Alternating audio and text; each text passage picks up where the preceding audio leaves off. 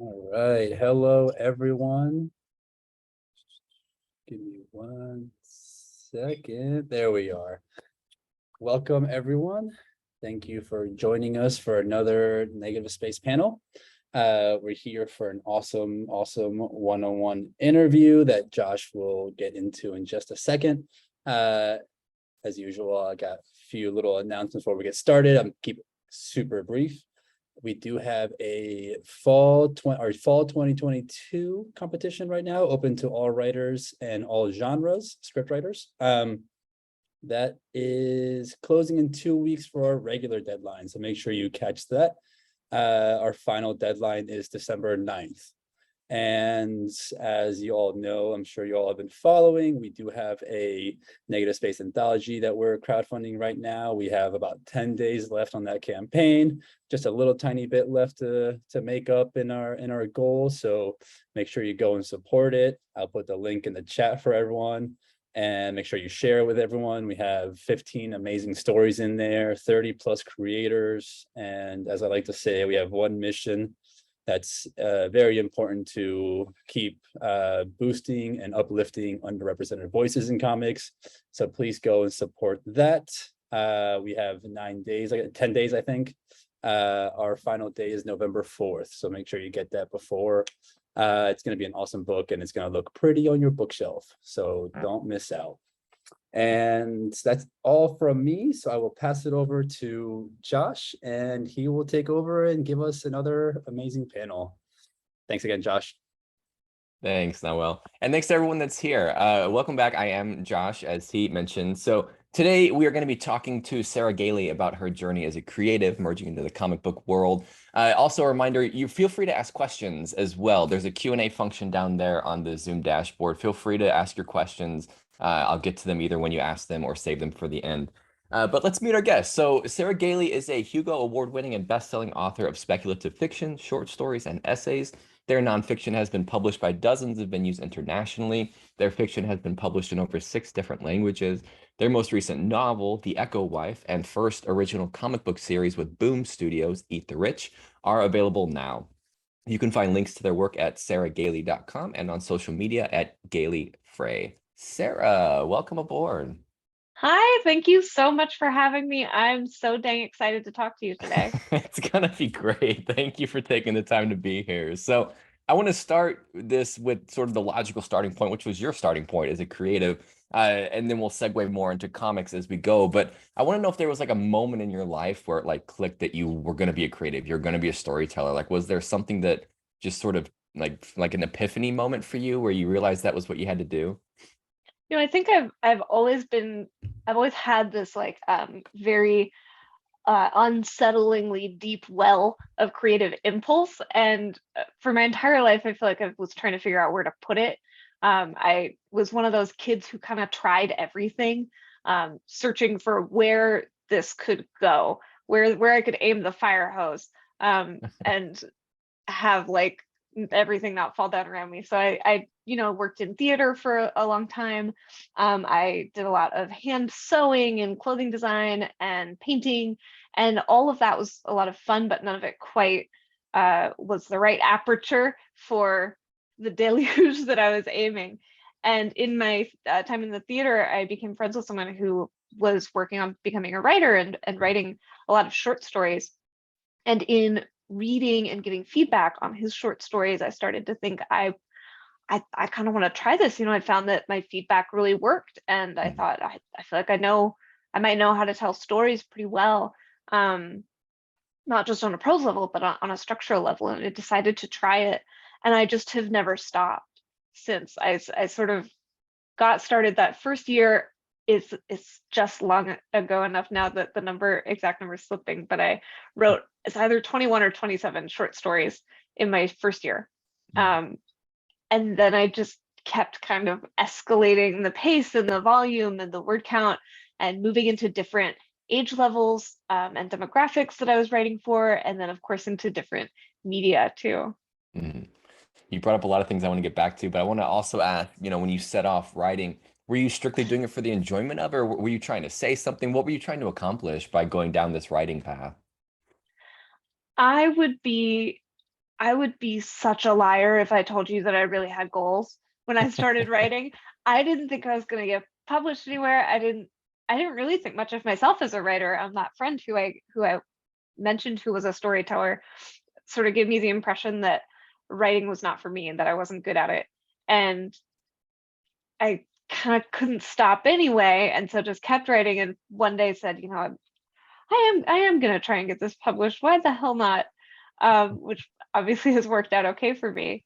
But I didn't have a goal of becoming a published writer until all of a sudden one of my stories was getting purchased, and I certainly didn't think that I would ever branch out into longer fiction. I was only writing short stories, and I remember specifically saying lots of times to lots of people, including my now agent, I will never write anything longer than a novella. The novella River of Teeth, which was my first publication of a longer work, was something that I did sort of just to see if I could. I was like, this is hubris, let's go for it.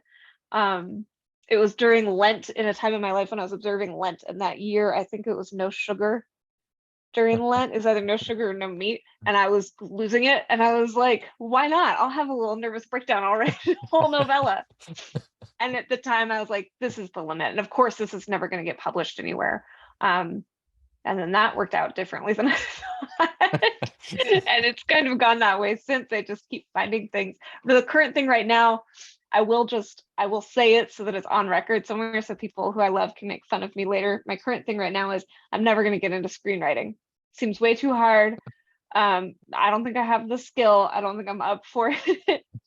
So I'm just putting a pin in that one because it's like the one that right now I'm completely intimidated by. We may get back to that. No promises. We may get back to that. But Uh-oh. I want I wanted to, it's so interesting how none of this was ever intended. So what was your first sort of exposure to comics and graphic novels? Was that something you were exposed to young? Did it latch on right away, or are you fairly new to that? Oh, I've loved comics for a long time. I always hesitate to say that in comic spaces because my love of comics, I think, is not impressive to a certain kind of comics fan, but hopefully the people who are watching this are more generous. When I was a kid, I had these collections of classic, Amazing Spider-Man comics that I read over and over and over and over. It's just very like flimsy, like newsprint type paper, like low quality. I shredded those books. I was obsessed with those. I read every Sunday like newspaper comic collection. I guess it's a comic strip specifically. My dad loved those, as dads often do, and I tore through those, and so often I was reading them going like, these aren't what I want. And then I discovered those Spider-Man comics and I was like, yes. And then I started raiding my sister's bedrooms. I often talk about, I have two older sisters who are quite a bit older than me, and I would go into their bedrooms to find, things about like sex and drugs on their bookshelves. And I ended up finding two things that influenced me so much as a writer and as a person at an age that I don't know if I was intended to be reading them. And one of them was ElfQuest. I smashed through ElfQuest. I understood maybe a third of it. I adored all of it. I recently reread it and was like, oh, that's where all this stuff in my psyche comes from. That and Blade of the Immortal. Blade of the Immortal just gets me here. It's such stunning, beautiful art, incredibly complex storyline. I was crazy about it. And again, that's one that I read at an age that I think I was younger than the target audience. And quite a lot of what I was seeing, I didn't understand, but I remember just staring at the pages. And then my kind of final formative comics experience that makes it really startling to me that anyone would ever have been surprised that when I came out as queer is my mom had this book of like X-Men art notes. It was like not stories. It was kind of sometimes what's like back matter in a collection.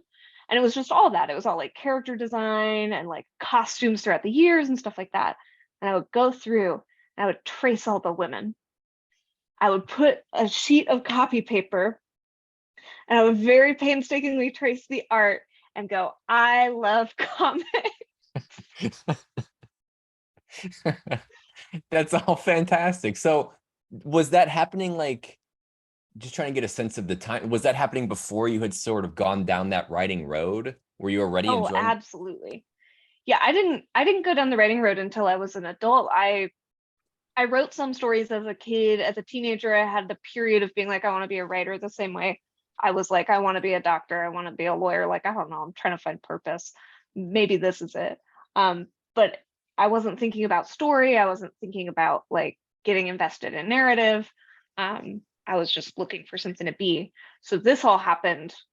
This happened when I was like just a little toadlet, and before I had congealed into a complete person.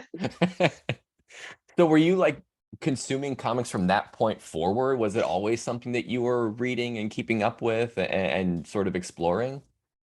I went in and out, Mhm. and I still do. I go through phases where I think my brain will find comics extremely tasty sometimes, and other times it's a little like bounces. Mhm. But I've always gone in and out, and I've always kind of returned to the same things. I recently did a reread of both ElfQuest and Blade of the Immortal to be like, again, like let's see how these hold up. Let's see where these fit in. And it's something that I can really understand why I wasn't ready to do those rereads until now, until this last couple of years, because there's been times in my life where I think I just wasn't equipped to hang with the complicated kind of narratives that show up when you're working in an artistic medium. Mhm. So then jumping ahead a bit, when was the first time you started experimenting with writing comics? Was it something like, because I'm always curious how people find their way into this specific medium, because it's something that most, I feel like, comes from screenwriting, but you came from it through the prose side. So at what point did you start exploring writing comics?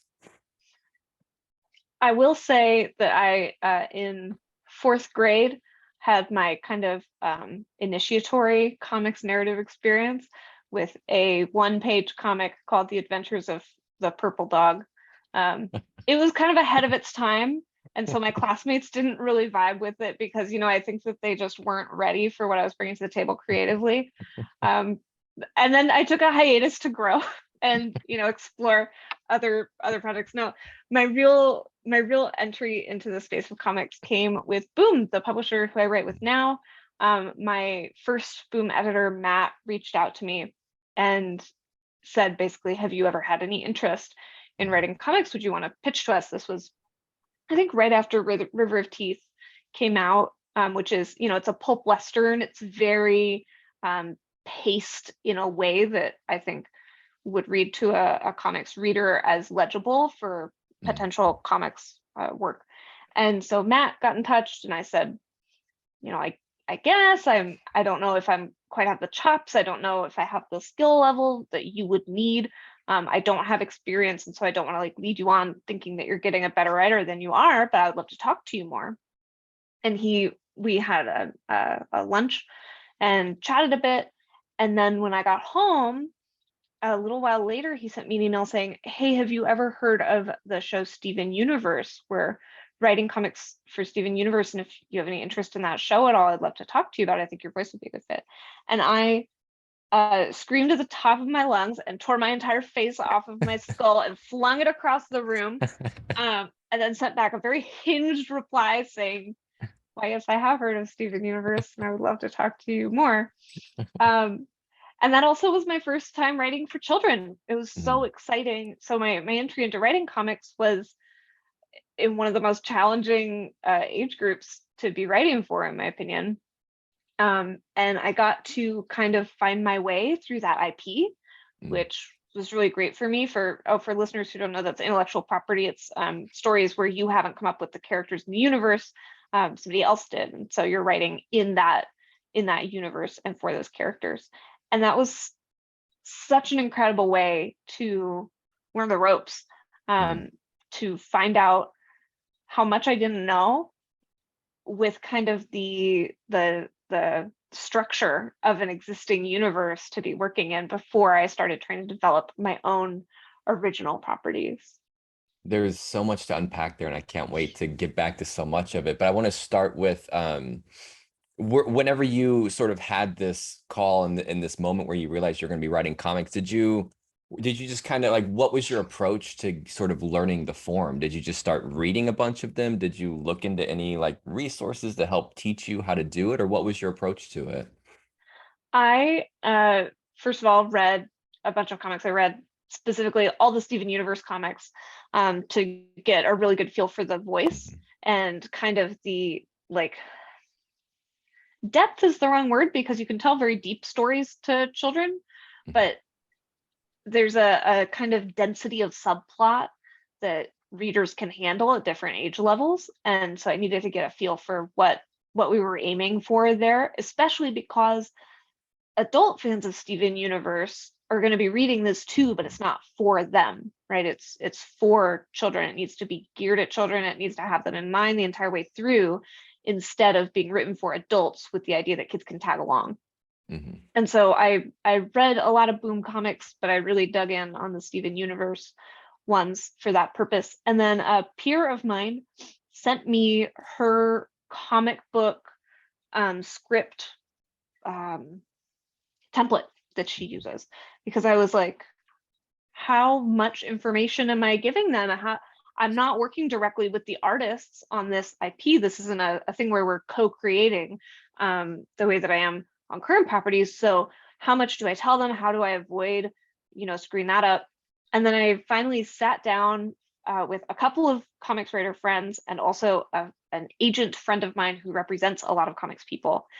And I said, okay, how do I not be the asshole? Like, when you come into a new creative industry, everybody has all these norms that they're used to, and it's so easy to bring creative norms from elsewhere and step on toes and make everybody upset and make people feel unappreciated or unseen or untrusted just because you're communicating the wrong way and speaking the wrong language. That was kind of the biggest thing that I wanted to know about, because any creative field is a collaboration, and every collaboration in every creative field is unique, but like there's a lot of easy ways to make people feel undermined that I absolutely didn't want to do. And that was sort of the most eye-opening point of research for me.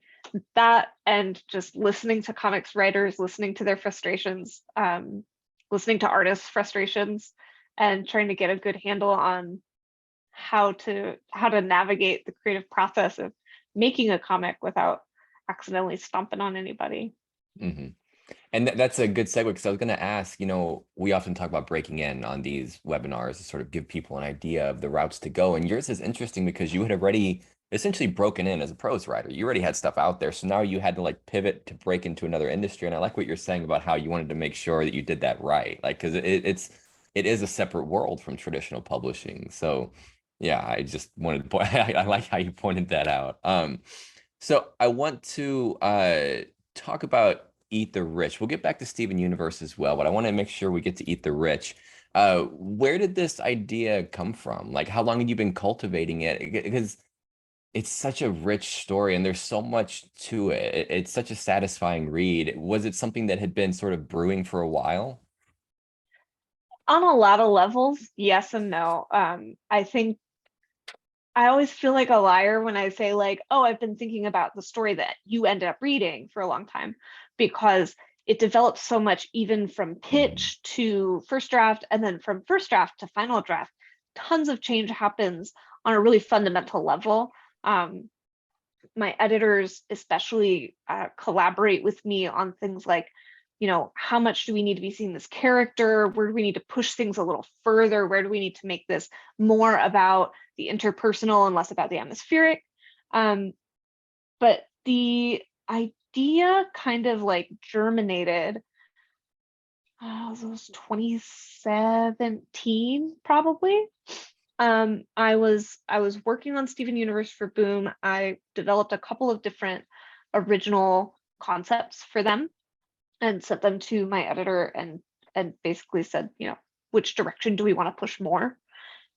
And the one that he really vibed with was at the time a star-crossed lovers story with zombies and cannibals in the style of like CW's Riverdale, like very elevated, soapy, kind of high saturation drama. And we went out to I had so many good lunches with this editor where we would go and eat like a pile of nachos the size of the entire table and talk story for ages. And by the end of the lunch where we were talking about this pitch, we realized like I do want to work in that soapy space, but I don't want to make it corny. And I actually think that that soapy space is like more serious than people give it credit for. And the pitch I was developing was, it was like I was doing an impression of someone who doesn't respect that medium. And so we pivoted a bit, and I decided that I wanted to tell this kind of class story about cannibals, and about cannibals being very real, and about how they actually function in our society, and how genuinely they feed on us. And that was the pitch that we ended up developing into the property. I find it interesting that it's so easy for you to sort of get into this collaborative mode because you come from the pro side, which is solitary. There is no, I mean, once you get to editors and agents, there is collaboration, but it's you with the project. Has collaboration always been natural for you when we crossed over into comics? Did you have any problems like working with other people on the same story, or did it just happen? I don't think I've had any problems working with other people. I don't want to speak for anybody else. I might be terrible to work with. I don't know. But I love collaboration. I really truly believe in appreciating the skill and talent and energy of everyone on the team that's creating a book, whether it's prose or comics. I find it really beautiful to be on a team where everybody is pushing each other to make something better. And especially in comics, you know, I try to enter any space that I come into with a sense of what I don't know, with a sense of real, actual grounded humility of like, I am not the king shit of comics. Like I need to come in and listen. And when you listen, I think you end up naturally collaborating, especially if you invite idea, if you invite input and you say like, I don't know, like, what do you think about this story? What do you think about this character? Not seeking reassurance, but seeking like, do you think we can go further with this? And the minds of the people who I've gotten to work with are so incredible that they always push the story to a bigger and better place. So specifically in regards to Eat the Rich, did you have like the people that you worked with? You know, you had Pius Bach who did the art or the illustrations. Had you worked with them before, or was this all sort of like a brand new onloading of creators you'd never worked with, and you just all found common ground in the story? The only member of that team that I had worked with before, to my knowledge, was my editor, Matt, who started the series. And then, of course, Matt stepped away. We ended the series working with Elizabeth Bry, who's my editor now. Pius, I had never gotten to work with before. And the art that he brought to this series blew my shit down. Like, he is so stunning at what he does. And you know, I tried to write as specific design and aesthetic notes as possible, because we weren't co-creating in a conversational sense. We weren't like discussing story together. I was writing scripts and then turning them into Boom, and then Boom was, you know, we were editing them and they were giving them to Pius. So we weren't having a direct collaboration. And still, I felt like we were in conversation through the art that he would return. I would get to see what this world was building into and what these characters were being built into. And then I would go back through my scripts and go, okay, let's alter this to make this thing that he does really shine. And like, let's try and give him an opportunity to take this wherever he wants it in this panel. And I learned sort of through that process how to trust the artist, not just with their skill, but also with a lot of story. And we kind of talked about this before in the green room, but this story felt specific towards the comic format. Why, having had your background in prose, did you feel like this was a story that had to be told in the comic book format as opposed to your traditional prose way? Oh, I mean, I feel like there's a big conversation between pulp and soap, like soap opera, like television medium. And this comic falls into like the third point of that triangle, which is whatever you call the graphic novel space of this type of story. Um, I write pulp in prose in my novellas. All three? Yeah, all three of my novellas, the American Hippo books and Upright Women Wanted, are in the pulp Western genre. And that belongs to prose. That's a very like narrative voice heavy format, at least for me in the way that I write it. That's not to say you can't do pulp Western in comics. And I'm sure that other people who are smarter than me have better things to say about it than I do. In the like soap opera TV space, it's very much made for film, right? It's very much made for expressive acting, for lighter dialogue in terms of density, and for a lot of exposition through expression and movement. And this story, Ether Rich, is a story that is made, at least in my mind, to be told in the beats of a comic, in the visual beats of a comic, in the way that you can draw the eye of the reader to something that's happening in the room where, the focus of the exposition is over here, but there's something over here that's a little unsettling and unnerving that can help draw the reader through and give the reader that feeling of being attentive in a story. I also I love horror in comics. I love horror in every genre. I think it just is it's one of my favorite things to experience. But in a comic, you can build so much tension through the art. It's perfect for a visual medium. And like cannibals belong in graphic novels. Yes, yes, they do. And I second that about horror. It belongs everywhere. It's awesome. Oh, I lost my train of thought. I was gonna ask, with the whole creation process, I want to segue this into Steven Universe as well. And you've done, Buffy the Vampire Slayer as well. You've worked in that universe as well. What do you find, like, as far as creating in an IP universe, a universe that already has pre-established themes, characters, all that stuff, versus creating original content? What were some of the challenges between working in both of those? Do you or even in the creation process, like writing in a specific voice to fit that universe, was that more challenging than creating your own stuff? Yes and no. It's very different. It's kind of like I don't know, it's kind of, I can't think of a good analogy. I used up all my good words for today. It's a little apples and oranges. Writing in my own universe, I get to be a little more wild. I get to be a lot more audacious. I'm working on a project right now that we just recently announced, Know Your Station, which I'm co-creating with Liana Kangas. And I get to do stuff in that again, it feels like I shouldn't be allowed. I get to write panel descriptions where I am just going hog wild, which with an IP, you have a little bit more rules to work within, right? I can't write a character for Steven Universe who has the same traits that I'm writing into a character in my own work, because there's a framework that exists. I didn't find the restrictions of IP too difficult. Stuff like we can't use this kind of language, or we can't send this kind of message. I know a lot of people chafe against that, and I tend to find it just an opportunity to figure out how to tell the story that I really want to tell without relying on certain narrative shorthand.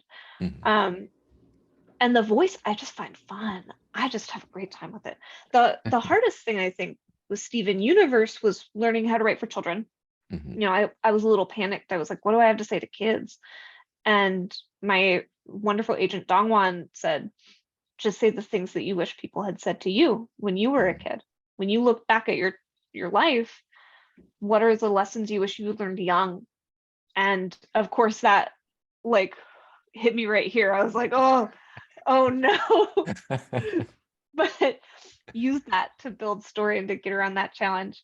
And the challenge with Buffy, of course, is that, I'm working with characters who were written with a perspective on humanity that I don't share. Mm.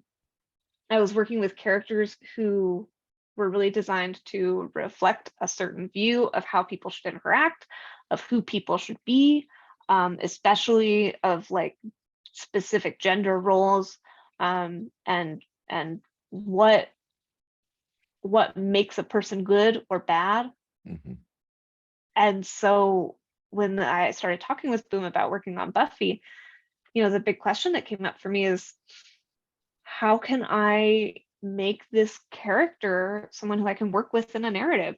I love writing unlikable characters. I love writing unsympathetic characters. I love writing characters who people are going to think are awful and should be put on a rocket ship to the moon and never let return. But that's not what you're working with in Buffy. You're working with beloved characters who fans have a deep connection to.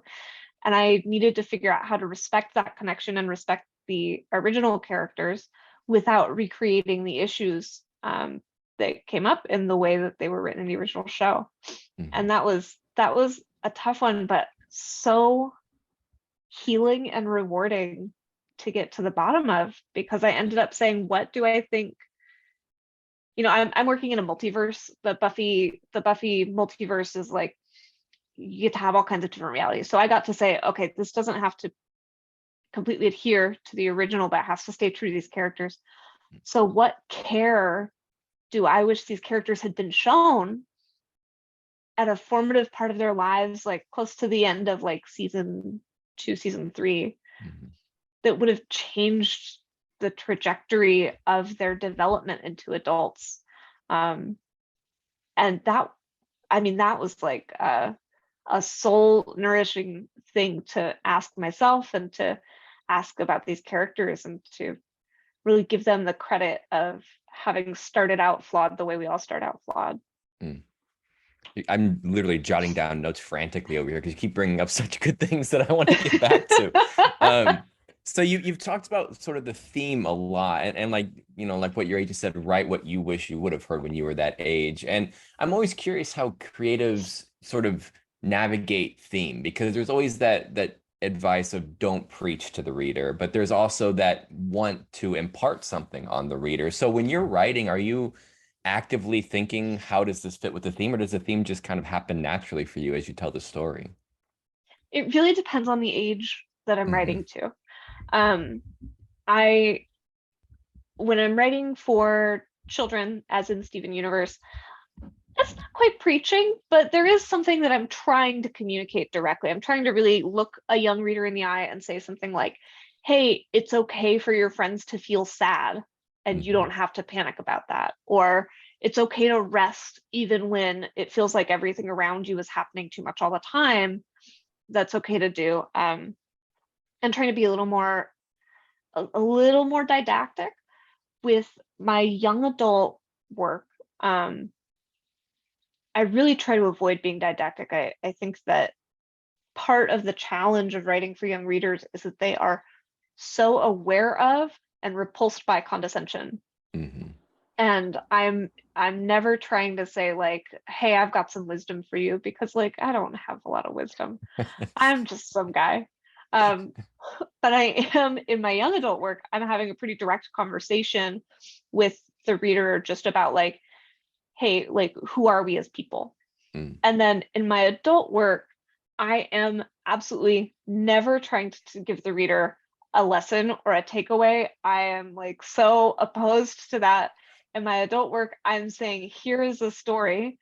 And if it makes you look at yourself differently, great. But we're not here to have a conversation about me telling you who's good and who's bad. I actually I have a little soapbox that I am not gonna pull out for this conversation, but if you get like half a glass of wine of me, it comes out about the way that fascist culture relies on didactic media and moral Mm. instruction through media to help flatten people's ability to perceive what is right and wrong in the world and to trust their own senses in the narrativization of their own lives. So it's so different. It's so different. And even when I'm writing for children, I'm not trying to say, here's what's good and here's what's bad. I'm trying to say, here's how you can love yourself. Like, it's okay to be the person you are and have the needs that you need. And you don't have to push that away. Mhm. And that's kind of the extent of the instruction that I want to do. I love that because especially I was especially excited to ask you about theme because Eat the Rich, like it's in the title. I'm like, all right, I'm in for this. Like whatever it is, whatever it's about, I'm in for it. So It's a very yeah. devil's advocate thing where like the Mm. twist is the title. It's like, no, it's on the poster. We're not pulling any punches and keeping any secrets from the reader here. Right. So you've touched on this and you mentioned it specifically here when we were talking about theme, but I want to get more into sort of the challenges of writing. I mean, you don't just write across mediums, you write across audiences too. As you've mentioned, you write for kids, for young adults, for adults, and you've gone through sort of the different approach you have towards theme. Do you find it challenging to switch? Like, how do you sort of transition towards writing for an audience? Does it come naturally for you, or are there ways that you sort of like condition yourself? Okay, I'm writing for kids now. I have to sort of retool my approach. Um, I don't write that differently, Mm. honestly. I think the biggest difference is that for adults, I'm much more unpleasant in my writing. I tend to be, my prose is a little more confrontational when I'm writing for adults. When I'm writing for teens and for kids, I'm like, your life is hard enough already. You don't need me making it harder. Let's take a break together. Like, let's be honest about how hard things can be, but I don't need to make you have a bad time on purpose the way that I do for adults. And I think that's the biggest difference. I get into a little bit more caring of a mindset when I'm writing for younger readers and a little bit more confrontational Mhm. mindset when I'm writing for adults. Mm. I like that. I like being able to make it that clear and that simple. It makes it sound easier than I'm sure it is. So I want to talk a bit about the agented life, like because that's such a big step for any writer, and especially now that agents are sort of merging more into the comic book world and all that stuff. I want to talk about sort of when you found your agent, when you thought it was time to go for an agent. So let's start with there before I get into too many questions. Where were you when you thought, okay, it's time to start looking for an agent? Well, I'm gonna give you an insufferable answer, and I'm gonna tell anyone watching this, don't model your career on my career. But I didn't find my agent. My agent found me. I work with Dongwon Song, who is, in my opinion, the best literary agent in the entire history of publishing. And I had a short story published in my dear beloved departed Fireside Fiction magazine Mm. called Haunted. It's the story, it's from the perspective of a haunted house. And it was very much me unpacking my PTSD diagnosis that I had just gotten. It's all about the way that trauma changes the thing that it inhabits, whether the thing wants to be changed or not. And it was published. I was so proud of it. And I got an email from this agent who I had seen on Twitter, and I had always thought, oh, if I was ever going to be a real writer, which of course I never ever am, that's never going to be in the cards for me. That would be my dream agent. It was Dongwon. I had this email in my inbox that was like, hey, do you have representation? And I said, no. Well, why do you ask? And Dongwon said, let's have a phone call. And I was working at the time as an office manager at a forensic accounting firm, and snuck into my boss's office while he was at lunch so I could take this phone call. And Dongwon was like, let's talk about your writing. What do you want to do? Do you have anything longer than a short story? Because agents very rarely represent people based solely on short fiction, because agents work on commission. So they don't get paid unless you get paid. And the amount that you get paid for a short story is not, it's not what it used to be, and it's not very much. 15% of $80 is not going to do much for you. And I said, well, I have this novella, River of Teeth, that I've been working on. Gave the pitch, which is, it's a like Ocean's 11, but a pulp western where everyone's riding hippos instead of horses. It's completely bonkers. And Dongwon said, I don't really know that I can represent you based on a novella either. At the time, the novella market was super thin.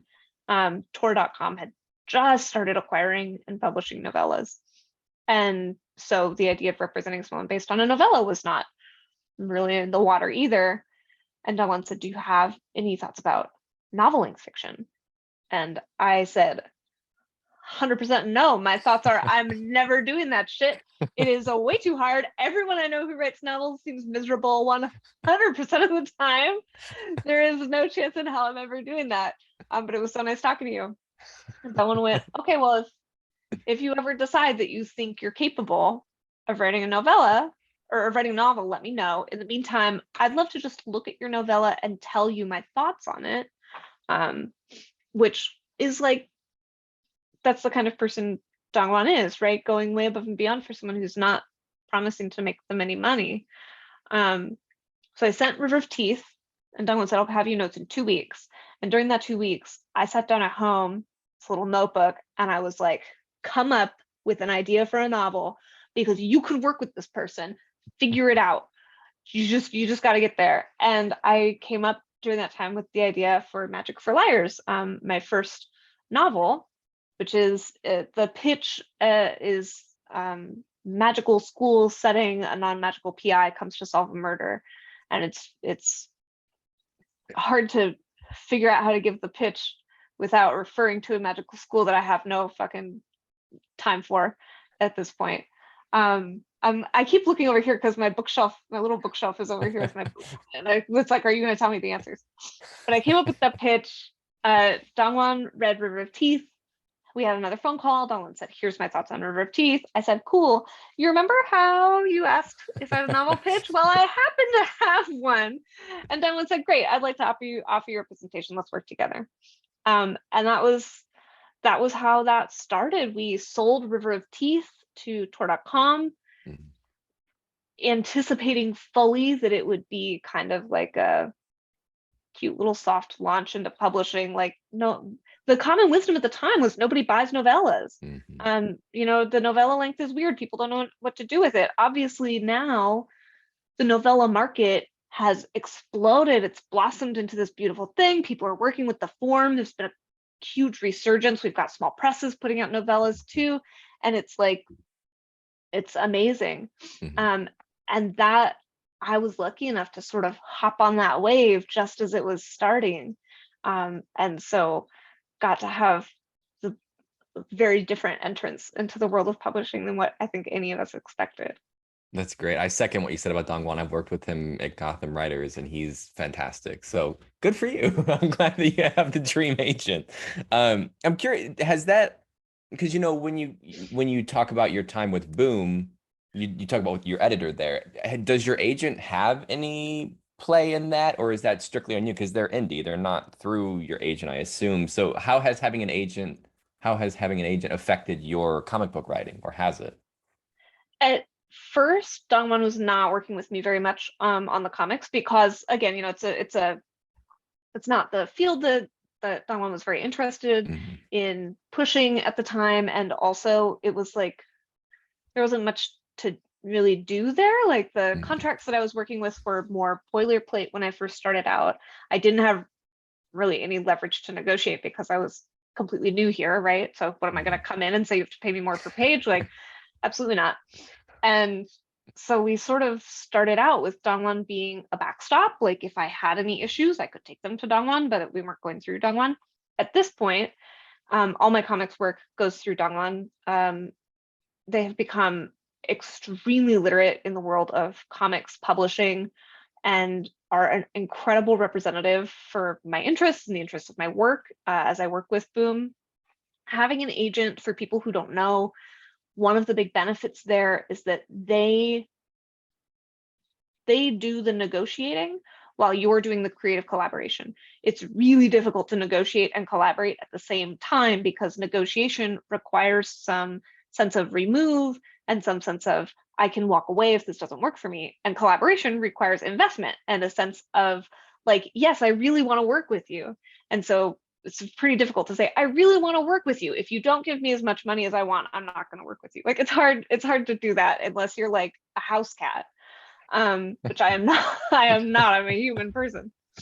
And so having Dongwon on board, especially as I'm developing my own original work more, has been totally invaluable. Mm-hmm. And then, since you are working in two separate fields, traditional publishing and then the comic book world, what's sort of like the editorial process like? How are they different? Do you enjoy one more than the other, like working with the editors in traditional publishing versus working with like somebody at Boom? It's totally different, which is a big relief for me, because being asked who do you like more, I feel like it's so dangerous. No, but it's totally different. The biggest difference is the speed. Traditional publishing is slow. You can have your whole life change 8 different ways between the time you write a book and the time the book comes out.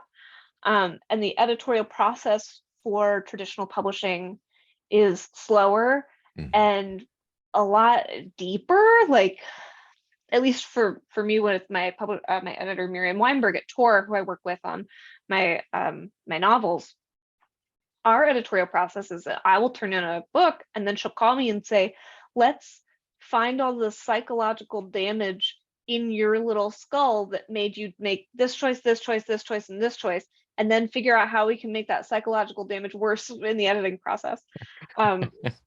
Where for comics, it's a lot faster. I'll turn in a script and I have notes within a couple of weeks at the most, usually quicker than that because we're on a pretty tight schedule.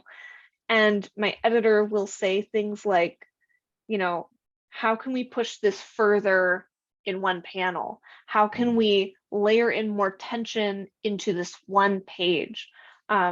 Traditional publishing works kind of in really nebulous story beats, and comics publishing, you get notes by panel and by page. You get kind of more organized feedback that is more about how do we translate your idea to this visual medium. And it's also feedback that more directly encompasses all the other members of the team.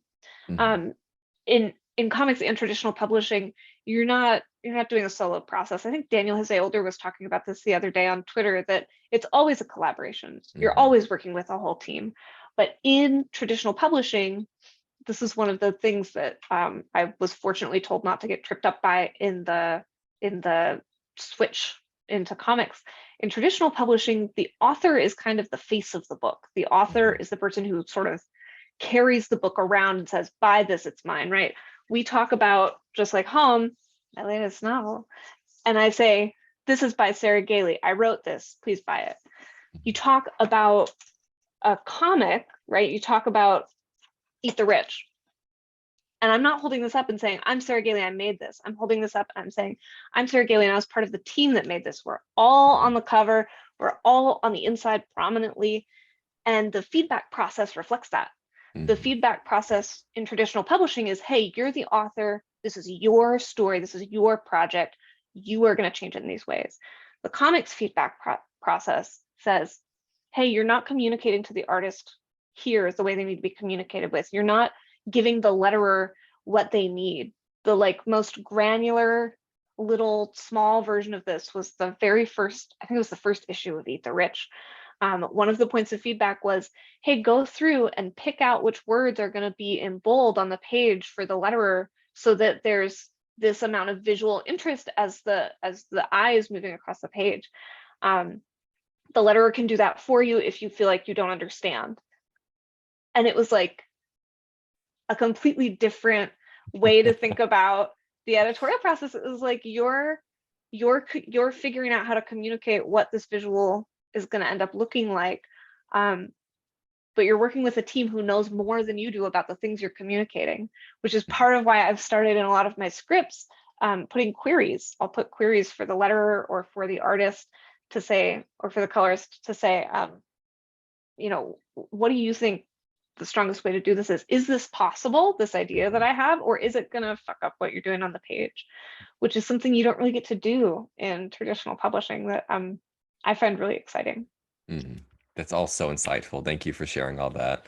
I want to get to some sort of quick hit questions about your process as a writer and how it differs between projects. So first off, do you work on multiple projects at once? I'm mainly asking because I'm so curious how that would work if you're working on a comic script and like a young adult novel. So do you work on multiples at once, or do you always stick to one? I work on multiple projects at once. I cannot recommend it. It's a nightmare. You actually have perfect timing because I on Sunday wrapped the first draft of the current novel that I'm working on, which has been torturous and awful, and then dove directly on Monday into edits on a script for the for Know Your Station, which I'm developing with Leanna. And jumping from one to the other, it's bracing. So does your process of storytelling differ? For instance, like, do you outline your comic book scripts more than you do your novels? I outline my novels a little bit more than I do my comics. Because it's a shorter amount of words, I'm able to hold the beats in my mind a little better. So I do the same thing with comics that I do with short stories, where I will have the pitch, and the pitch has like, here are the events that are basically going to happen. And then I'll break those out into bullet points and then add detail where detail is needed, and add like, like you need a transition between these things where that's needed, and then paste that out by pages. Where with novels, I have a really deranged spreadsheet system for outlining that is like grotesquely complicated because I can't hold it in my head.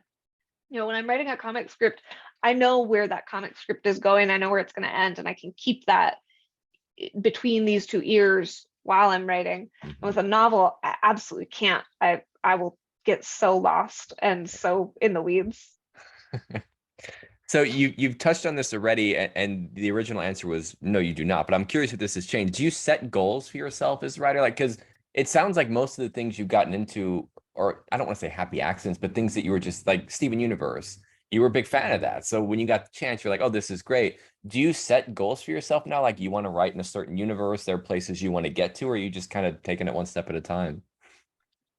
If Donglan ever watches this interview, they will be so proud of me, because I used to set goals. I used to set goals like, I would love to win a Hugo Award.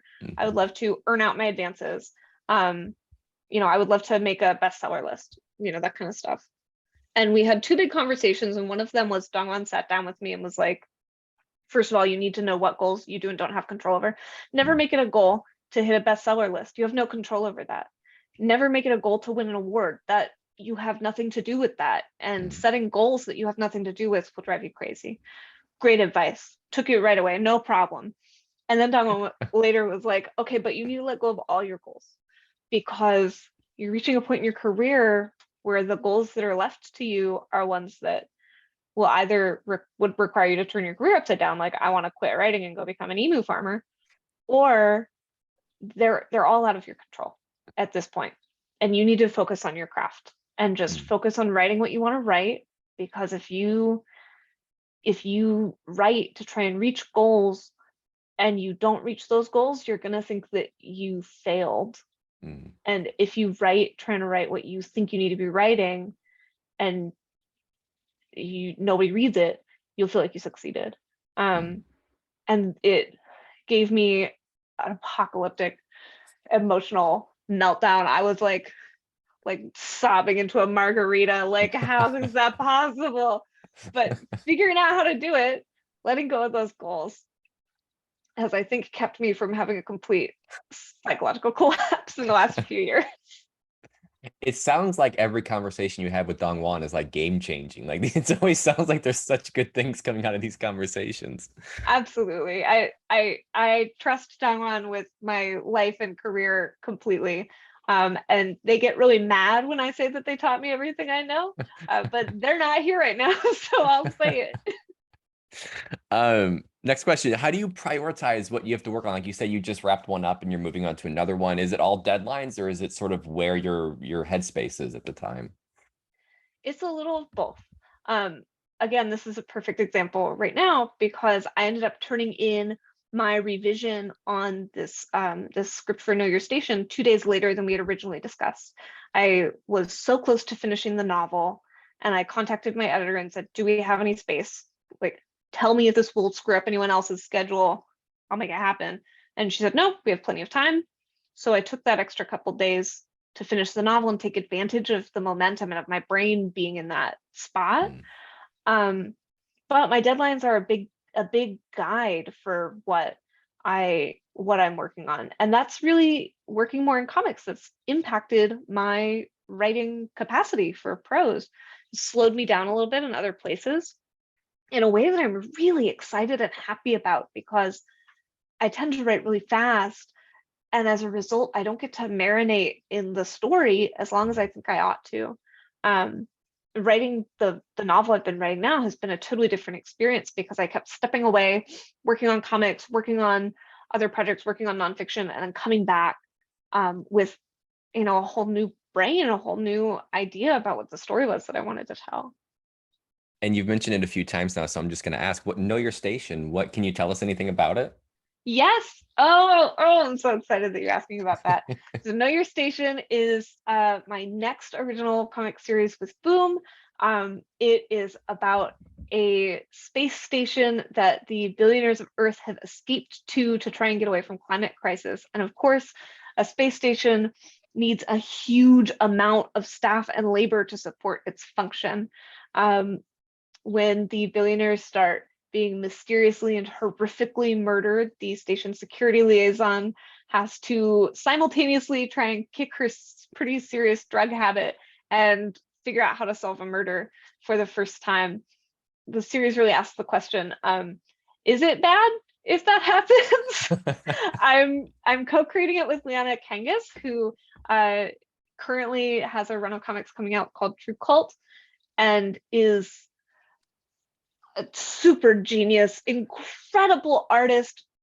Their character designs are outrageously gorgeous. They are bringing a kind of grit and truth to the feeling of the look of these books that it just blows the top off my skull. I'm so excited for you to see this. We're in solicits, so you can see a couple of covers from Liana now. They are gorgeous. The things that they do with color just make me want to scream. And you can go to your local comic shop and tell them that you want Know Your Station, and then maybe I'll get to write more comics, which I think would be cool for me. That would be awesome for a lot of people. Nawel said this in the chat. I was going to say too, I sense a theme with your graphic novels. I see it. There should be a crossover with Eat the Rich and Know Your Station. It sounds like it's just meant to be.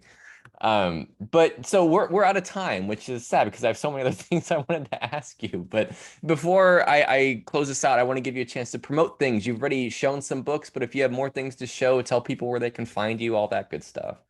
Yeah, so the things I've already mentioned, Eat the Rich and Know Your Station, are my original comic series. I'm also writing Buffy right now. The series is called The Vampire Slayer, and it takes place in a universe in which Willow has accidentally gotten the Slayer powers. I'm having so much fun writing it. I would love it if you checked those out. You can find my novels and novellas anywhere books are sold. My most recent novel, Just Like Home, is the story of a woman who returns home to care for her dying mother and confront the legacy of her serial killer father. It is very good for a spooky season read if you're looking to get in the Halloween spirit in time for next week.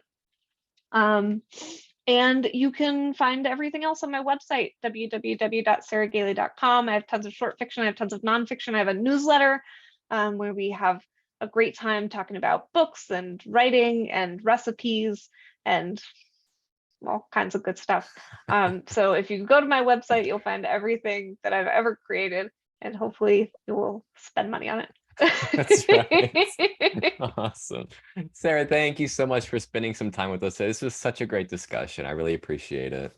This was so much fun. Thank you for having me. Of course. All right. So everyone will be back in 2 weeks. And until then, thank you for being here. Bye-bye.